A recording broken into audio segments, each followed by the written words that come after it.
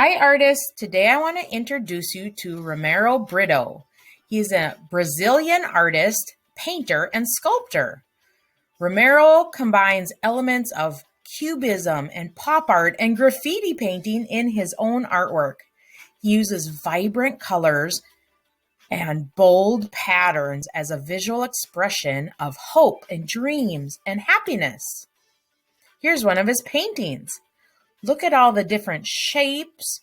Notice the black outline and the colorful patterns.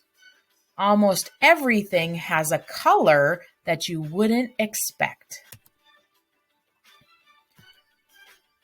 Romero Britto has very happy looking art, colorful, friendly.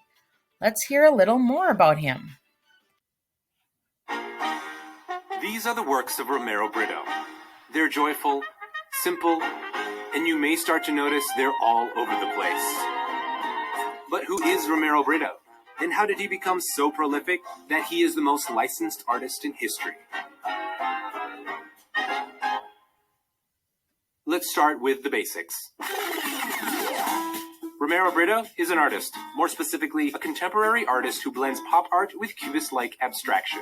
The subject matters that I do. It's very simple, very direct. I'm very consistent with my colors. And then the lines, the stripes, little things that I put in my work that is part of my vocabulary. He was born in Brazil to a big family, and growing up was pretty tough. My mother had like 12 kids. I wanted to get out of the house because it was chaotic. And little did he know, art would become his ticket out. Since I was a kid, I always liked drawing, but I never knew that it would change my life. At age 25, he moved to Miami, where pop art was flourishing. I was like, you know what? I love America. I love Miami particularly because it's such a dynamic city.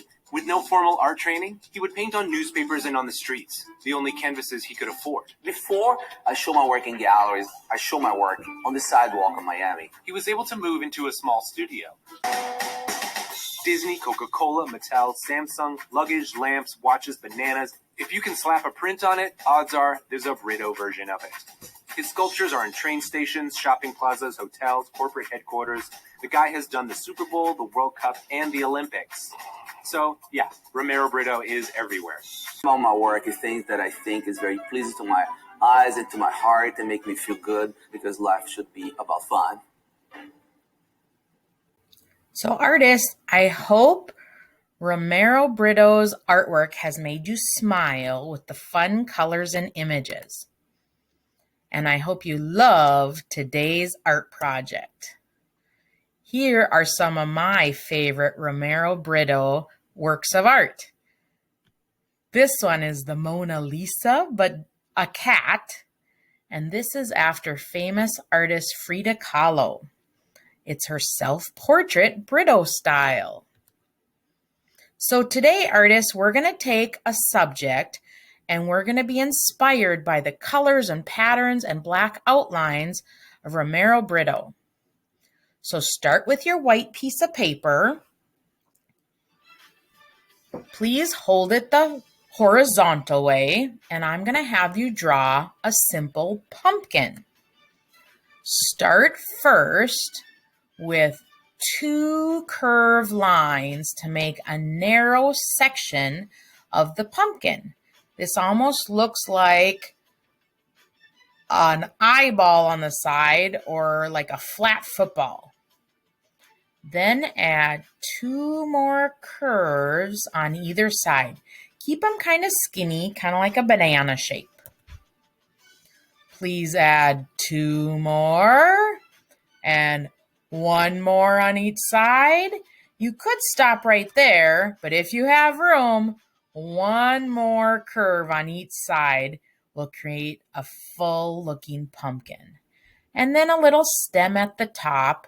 If you'd like a leaf or a curly vine, you can add that. In Romero's artwork, he would divide the background up into different sections, and you can color those in or design them if you want. Just kind of makes it look more fun.